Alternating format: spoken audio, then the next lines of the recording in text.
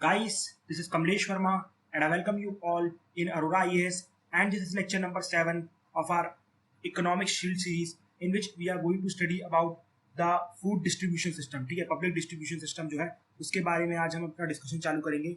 पिछले लेक्चर में हमने मेन से रिलेटेड कुछ टॉपिक का इंट्रोडक्शन दिया था, तो आई नो कि मैंने उतनी डिटेल में कवर नहीं किया, बट फिर भी मैंने आपको ऊपर से जो भी जिस्ट है ठीक है वो दे दिया, क्या क्या इश्यूज इन्वॉल्व है, क्या क्या गवर्नमेंट ने स्टेप्स लिए हैं और किस तरीके से चीज़ों को सॉल्व किया जा सकता है, मतलब सोल्यूशन सजेशन जो भी है वो सब मैंने आपको प्रोवाइड किया। ठीक है, उसके बाद बस आपको कोई भी मेंस का मटेरियल है, कोई भी करंट अफेयर्स की मैगजीन है, उसको पढ़ लेना, चीज़ें क्लियर हो जाती है। ठीक है, अब चालू करते हैं पब्लिक डिस्ट्रीब्यूशन सिस्टम से, that is the PDS system. ठीक है, पीडीएस सिस्टम देखो, जो पीडीएस सिस्टम है ये एक्चुअली अंग्रेजों के द्वारा चालू किया था, ब्रिटिशर्स के द्वारा चालू किया गया था। कब? 1939 में। ठीक है, 1939 में। देखो 1939 में इसका ओरिजिन होता है और इसका जो आपको मेन बिल्कुल मास लेवल पे आप कह सकते हैं, not at mass level but at can say big amount पे, इसका जो आपको रूप देखने को मिला था वो बंगाल के फैमान में मिला था। कब मिला था? बंगाल के फैमान में। आप सब जानते हो जो हिटलर थे इंडिया के हिटलर, जिनका नाम था विंस्टन चर्चिल, जिनकी वजह से 43 लाख इंडियन मारे गए थे, 43 बंगालीज मारे गए थे हमारे इस बंगाल के फैमान में।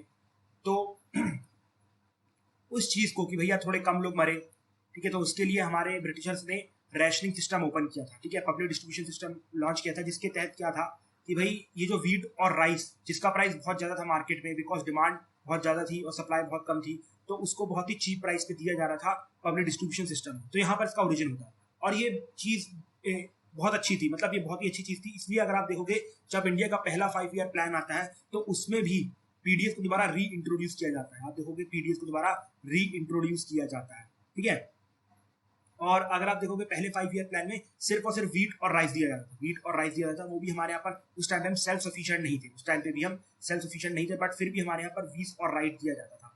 और सेकंड ईयर 5 मतलब जो सेकंड 5 ईयर प्लान से हमारे यहाँ कुकिंग ऑयल इंक्लूड कर दिया गया। ठीक है, मतलब कैरोसिन का जो तेल होता है ना, हम मिट्टी का तेल, कच्चा तेल जिसे बोलते हैं, अब वैसे वो बंद हो गया। ठीक है, इसके बाद कोल दिया जाता था, एडिबल ऑयल भी दिया जाता था। ठीक है, और आपको बता दूं ये इंडिया जैसी कंट्री के लिए जहां पर पॉवर्टी और इकोनॉमिक डिस्पैरिटी इतने मास लेवल पे है, वहां पर ये सोशल जस्टिस का काम करता है, मतलब सोशल सिक्योरिटी का काम करता है। किन के लिए? गरीब लोगों के लिए, जो लोग की बहुत ही नीचे स्तर पे जी रहे हैं। ठीक है, यही एक रीजन था। अगर आप देखेंगे इंडिया में, पोस्ट इंडिपेंडेंस इंडिया में एक भी फेमाइन देखने को नहीं मिलता है। 1943 का जो फेमाइन था बंगाल का, that was the last famine of Bengal. ठीक है, और आप कहते हो होल ऑफ द इंडिया। उसके बाद से पूरे इंडिया में आज तक, हमारी आजादी को लगभग 74 साल होने जा रहे हैं, आज तक हमें क्या नहीं मिला, आज तक हमें कोई भी फेमाइन देखने को नहीं मिला। ठीक है, अगर आप चाइना में देखोगे तो वहां पर अप्रोक्सीमेटली 2 से 3 फेमाइन देखने को मिले ड्यूरिंग 1950s एंड 70s, जब तक उन्होंने अपनी इकोनॉमी नहीं खुली थी। और उन सब फेमाइन को चाइना की बुक्स में, चाइना की डिसीजन में हर जगह दबाया गया है, लेकिन उस टाइम में मास लेवल पे मतलब लोग मरे थे चाइना में। ठीक है, ये चाइना कभी डिस्क्लोज नहीं करता। तो ये हमारी सक्सेस थी इन रिगार्ड टू चाइना। अगर मैं आपको पहले भी कह चुका हूँ, फिर से कहना चाहता हूँ कि भाई चाइना जो था ये 1980s तक इंडिया से पीछे था। ठीक है, और आज देखो चाइना कितनी ऊपर चल गया, जस्ट बिकॉज कि उसने अपनी इकोनॉमी खोल दी। उसने एलपीजी रिफॉर्म 1980s के आसपास ही इंप्लीमेंट कर दिए थे। इसके बारे में हम डिस्कस करेंगे जब मैं लिबरलाइजेशन ऑफ इंडियन इकोनॉमी को डिस्कस करूंगा, तो वहां पर चाइना का एग्जांपल देकर भी समझाऊंगा कि चाइना हमसे आगे क्यों निकल गया, क्या रीजन थे। ठीक है, इस पर हमारा पीडीएस काम कैसे करता है, पीडीएस काम कैसे करता है। देखो क्या होता है, हमारे पीडीएस को काम करवाने के लिए चाहिए एफसीआई। ठीक है, FCI, food corporation of India. ठीक है, फूड कॉर्पोरेशन ऑफ इंडिया क्या है? फूड कॉर्पोरेशन ऑफ इंडिया एक पब्लिक अंडरटेकिंग है। ठीक है, पब्लिक सेक्टर अंडरटेकिंग है फूड कॉर्पोरेशन ऑफ इंडिया, जिसको फूड कॉर्पोरेशन एक्ट 1964 के तहत स्टैब्लिश किया गया था। तो you can say it is a statutory body. ठीक है, it is a statutory body. ठीक है, एक स्टैचुरी बॉडी है। अब देखो इसका प्राइमरी ड्यूटी क्या है, एफसीआई की प्राइमरी ड्यूटी क्या है? इसकी प्राइमरी ड्यूटी है कि भाई आपको क्या करना है, आपको किसानों से एमएसपी पे जो भी इनकी फसलें हैं, मतलब गेहूं है, चावल है, उसको परचेज करना है, उसको फिर आपको स्टोर करके रखना है, और उसके बाद जहां जहां डिस्ट्रीब्यूशन सिस्टम है, फॉर एग्जाम्पल जहां जहां पीडीएस की शॉप है वहां तक आपको पहुंचाना है। ठीक है, ये आपका काम है। ठीक है, अब देखो ये होता कैसे। सबसे पहले क्या करती है, एफसीआई रहती है ना, एफसीआई किसानों के पास जाती है और एट एमएसपी जो मैं आपको ऑलरेडी समझा चुका हूँ, एमएसपी पे किसानों से क्या करती है, प्रोक्योर करती है किसको, राइस को और वीट को, एट ओपन एंडेड बेसिस, मतलब जितना आप दोगे एफसीआई को उतना वो प्रोक्योर कर लेगी। ठीक है, उसको प्रोक्योर किया जाता है। इसके बाद ये पूरा का पूरा सामान कहाँ जाता है, ये पूरा का पूरा सामान जाता है हमारे एफसीआई के गोडाउन्स में। ठीक है, एफसीआई के गोडाउन्स में। अब जो हमारे एफसीआई के गोडाउन्स है उसमें जो सिलॉस है, मतलब कोल्ड स्टोरेज जिसे कहा जाता है, कोल्ड स्टोरेज है, उसकी मात्रा बहुत ज्यादा कम है। ठीक है, इसलिए आप देखोगे वहां पर प्लिंथ सिस्टम को यूज किया जाता है। मतलब क्या किया जाता है, बड़े बड़े ऐसे वो बना दिए जाते हैं चबूतरे होते हैं ना वो बना दिए जाते हैं, और यहाँ पर पूरा गेहूँ चावल जो भी रहता रख दिया था, ऊपर से जो तरपड़ी होती है ना, तड़पाड़ जो कहते हैं, जो टेंट में लगती है या फिर भंडारे हो तो ऊपर बारिश ना उसके लिए लगाई जाती है, तो उससे कवर कर दिया जाता है। और जब बारिश होती है तो उसके बाद वो पूरे जो अंदर अनाज होता है सड़ जाता है, और हमने बहुत अच्छा काम किया। ठीक है, तो ये हमारा FCI का गोडाउन है, बहुत ही अच्छा गोडाउन है, देखिएगा नया एक्सपीरियंस आपको मिलेगा वहाँ पर। ठीक है, तो इस तरीके से प्रोक्योरमेंट किया जाता है। इसके बाद प्रोक्योरमेंट के बाद अब यहाँ पर सेंट्रल गवर्नमेंट का काम खत्म हो जाता है।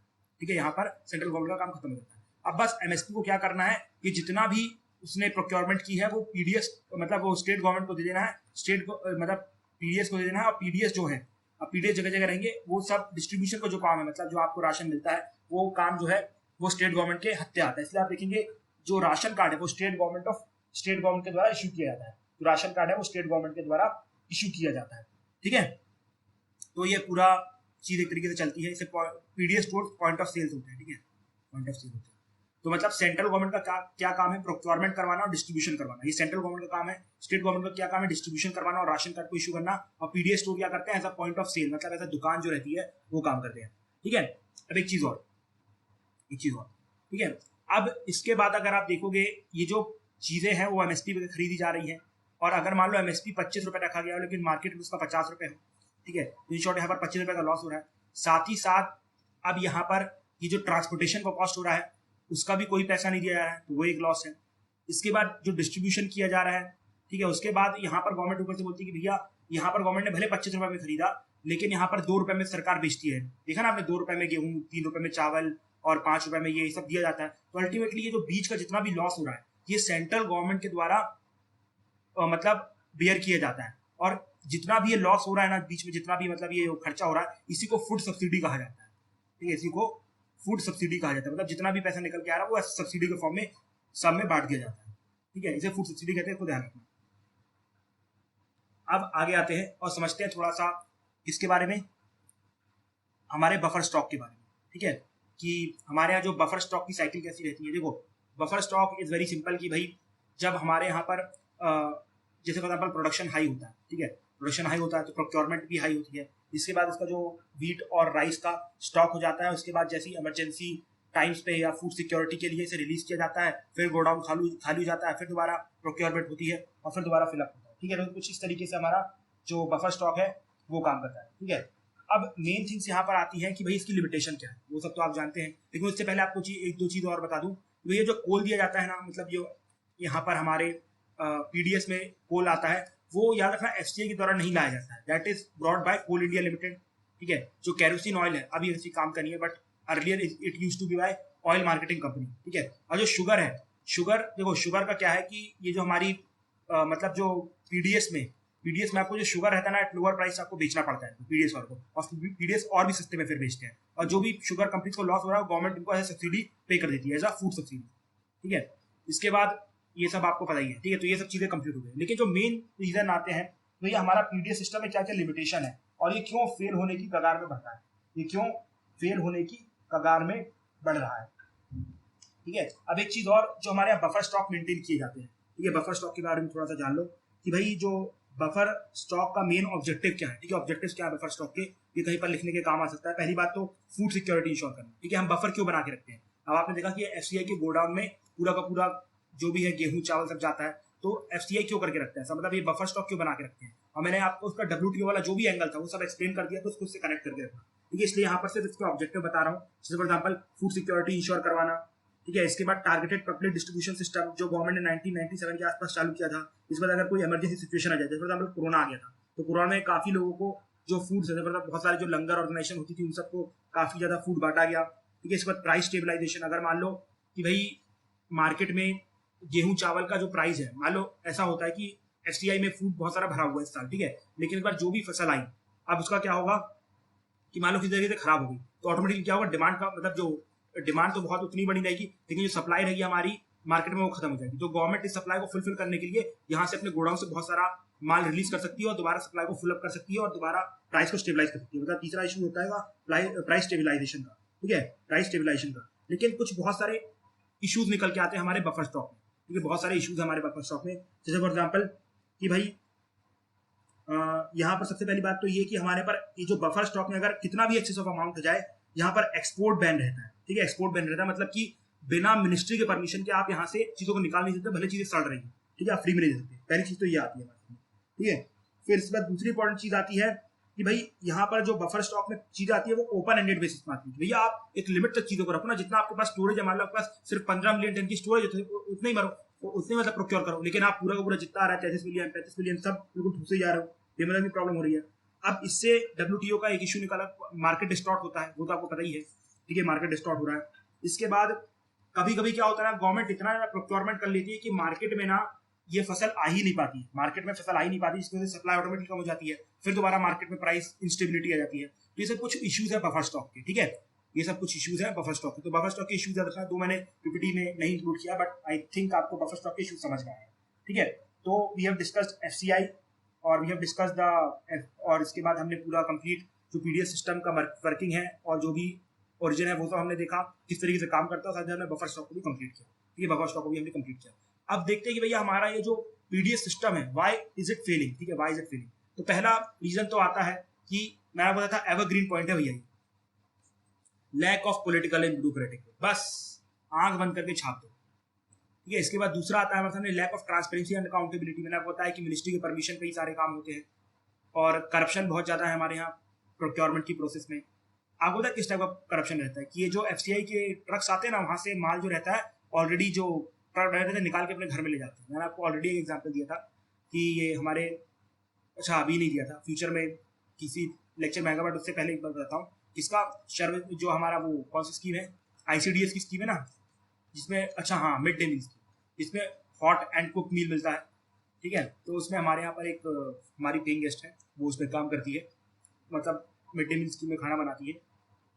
तो उसमें क्या है कि इसमें जो भी फूड आता है ना, ये लोग काफ़ी फूड अपने घर में ले आते हैं और उन्होंने आज तक मैंने राशन मतलब बाहर से खरीदा नहीं है, मतलब गेहूँ चावल सब वहीं से आता है। मैंने देखा गेहूँ चावल काफ़ी अच्छी क्वालिटी का, जो सुखा रही थी बात, I saw it, it is good. तो इस टाइप से करप्शन होता है, सेम हमारे FCI के गोडाउन में भी होता है। उसके बाद आप देख सकते हो स्टेट गवर्नमेंट और सेंट्रल गवर्नमेंट को प्रॉपर कोऑर्डिनेशन नहीं होता है, ठीक है।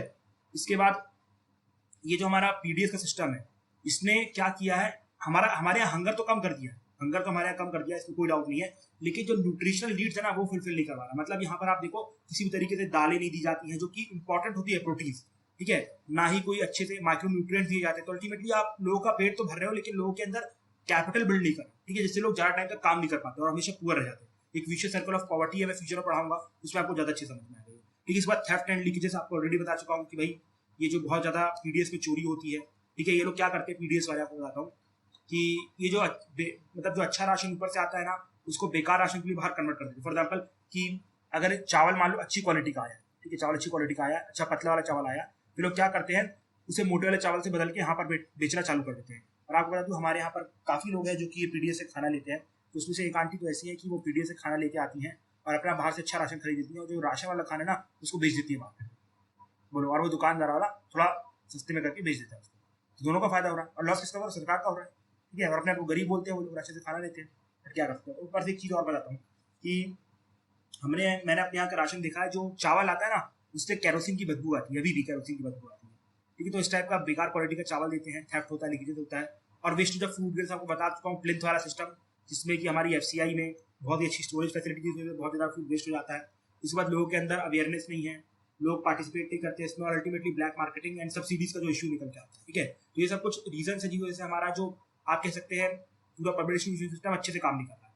तो इसको इम्प्रूव करने के लिए सरकार ने कमेटी बैठाई थी जिसका नाम था शांता कुमार रिपोर्ट, ठीक है, मतलब शांता कुमार कमेटी, और उसने अपनी रिपोर्ट दी थी जिसका नाम था शांता कुमार रिपोर्ट।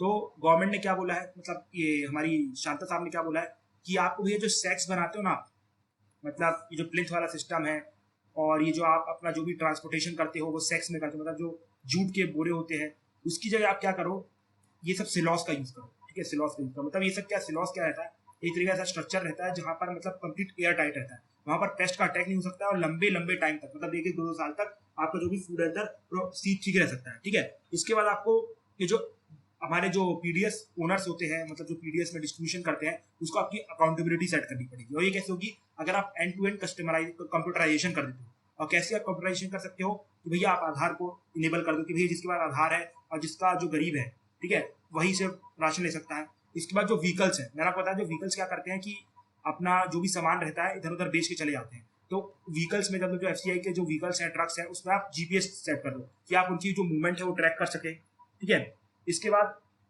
जो राशन कार्ड है उसको बायोमेट्रिक फॉर्म में इशू करो, और इसका जो बेस्ट सोल्यूशन आया one nation one ration card. ठीक है, वो आपको पता ही होगा कि भैया कोई भी माइग्रेंट पर्सन है वो कहीं से भी मतलब राशन ले सकता है, लेकिन सिर्फ और सिर्फ 50% तक का ले सकता है, और बाकी 50% उसको अपनी फैमिली के लिए घर में छोड़ना पड़ेगा। ठीक है, इसके बाद जो पीपल है, अगर हम पीपल को अवेयर करवाते हैं ये आपको फायदे हो सकते हैं राशन सिस्टम को, they will act surveillance system, मतलब आपको एक अलग से ग्रीवेंस रिड्रेसल मैकेनिज्म स्टैब्लिश करना चाहिए जो कि लोग मतलब इनकी ईडीएस ओनर की कंप्लेन करें कि भाई ये लोग ये फ्रॉड कर रहे हैं, ये फ्रॉड कर रहे हैं। और यहाँ पर सबसे अच्छा तो ये है कि भैया आप पीडीएस को बंद करके डायरेक्ट बेनिफिट ट्रांसफर चालू करें। जैसे यूएस में एक स्कीम है, आपको बता दूं कि वहां पर क्या होता है ना कि अलग से ये पीडीएस सिस्टम नहीं होता है, मतलब ये सब पापा सिस्टम नहीं, वहां पर एक कार्ड होता है जिसे फूड कार्ड कहा जाता है। ठीक है, उसमें क्या है कि आपको मंथली सरकार उसमें क्या करती है कि कुछ क्रेडिट डाल देती है। ठीक है, कुछ क्रेडिट डाल देती है, और इतना क्रेडिट डालती है कि आपका मंथली का राशन आ जाएगा, और आप कहीं पर भी जाके वो क्रेडिट कार्ड को स्वाइप कर सकते हो। जैसे जो डेबिट कार्ड है आपका जो भी है, उस कार्ड को, फूड कार्ड को स्वाइप कर सकते हो। ठीक है, मतलब चाहे वो मॉल में हो चाहे कहीं पर भी हो, ठीक है, आप उसको स्वाइप कर सकते हो और आपके मतलब आपको उतना राशन मिल जाएगा। उससे क्या होता है कि मार्केट भी प्रमोट होता है, जो मार्केट डिस्टॉर्ट होता है, जो WTO हमेशा बकवास करता रहता है हमारे ऊपर, भैया आप पीडीएस लगा रहे हो, आप फर्स्ट स्टॉक बना रहे हो, मार्केट डिस्टॉर्ट करते हो, वो सब भी बंद हो जाएगा। ठीक है, और इसका एक और एडवांटेज ये है कि आप इस कार्ड से सिर्फ और सिर्फ फूड खरीद सकते हो। आप ऐसा मत समझिए इसमें क्रेडिट डाल दिया तो हम कपड़े खरीदोगे, नहीं, सिर्फ और सिर्फ फूड खरीदोगे। तो ये अगर अच्छा डायरेक्ट बेनिफिट ट्रांसफर कर दिया जाए। ठीक है, और सबसे इंपॉर्टेंट बात कि भैया आप सिर्फ और सिर्फ हंगर को खत्म मत करो, न्यूट्रिशन की जो लोगों की नीड है उसको भी पूरा करो। जो माल न्यूट्रिशन है, वेस्टिंग है, स्टंटिंग है, उसको खत्म करने के लिए आप न्यूट्रिशियस चीजें भी प्रोवाइड करो, फॉर एग्जाम्पल दालें। ठीक है, अब 2013 में गवर्नमेंट ने बहुत ही अच्छा स्टेप लिया था। जैसे फॉर एग्जाम्पल कि हमारे यहाँ पहले जो एजुकेशन थी वो एज अ वेलफेयर मेजर था। ठीक है, वेलफेयर मेजर मतलब गवर्नमेंट के पास अगर रिसोर्सेज हो तो गवर्नमेंट प्रोवाइड करेगी, गवर्नमेंट के पास रिसोर्सेज नहीं है तो गवर्नमेंट प्रोवाइड नहीं करेगी। ठीक है, ये चीज़ थी हमारे यहाँ। लेकिन और उसके बाद गवर्नमेंट ने RT एक्ट 2009 लॉन्च किया, जिसमें गवर्नमेंट ने राइट टू एजुकेशन का एक्ट डाल दिया कि मतलब भैया एजुकेशन अब आप हमसे एज अ राइट मांग सकते हो। फॉर एग्जाम्पल अगर हम आपका ये राइट फुलफिल नहीं करते, आप सुप्रीम कोर्ट जाके हमसे ये फोर्स करवा सकते हो। उसी प्रकार से फूड सिक्योरिटी एक्ट 2030 ने क्या किया, जो मतलब फूड सिक्योरिटी मतलब आपको हमेशा खाना मिलेगा, उसको राइट बना दिया। मतलब अगर आप गवर्नमेंट इस राइट को फुलफिल नहीं कर पाती है तो लोग सुप्रीम कोर्ट जा सकते हैं। ठीक है, याद रखना, it is a legal right. ठीक है, it is a legal right, सबसे पहली चीज तो ये है। अब इसमें कितने लोग कवरेज है, 75% of the rural population is covered and 50% of the urban population is covered. ठीक है, और याद रखना ये यूनिवर्सल राइट नहीं, मतलब आपको मुझको जिनके पास खाना है, खाने को पर्याप्त, तो उनको ये सब राइट नहीं मिल रहा है। सिर्फ और सिर्फ 75% की रूरल पॉपुलेशन को मिलेगा और 50% की अर्बन पॉपुलेशन को। ठीक है, और हर किसी बंदे को, ठीक है, हर किसी बंदे को 5 kg फूड ग्रेन मिलेगा। मतलब जैसे फॉर एग्जाम्पल 5 लोग हैं फैमिली में, तो 5-5 किलो मिलेगा हर महीने। ठीक है, और इसमें आपके पास ऑप्शन रहता है कि भैया आपको राइस लेना है या वीट लेना है, फिर कोई क्वास ग्रेन लेना है। ठीक है, इसमें राइस आपको 3 रुपए पर केजी मिलता है, वीट 2 रुपए पर केजी मिलता है, क्वास ग्रेन 1 रुपए पर केजी मिलता है। और साथ ही साथ इसमें वुमेन की सिक्योरिटी मतलब न्यूट्रिशन नीड पूरी हो, उसके लिए वुमेन को पहली और सेकेंड डिलीवरी में जोड़ जाके तो टोटल 6,000 रुपए दिए जाते हैं। ठीक है, okay, so this is little bit of the food security act. ठीक है, तो आज के लिए इतने रहने देते हैं।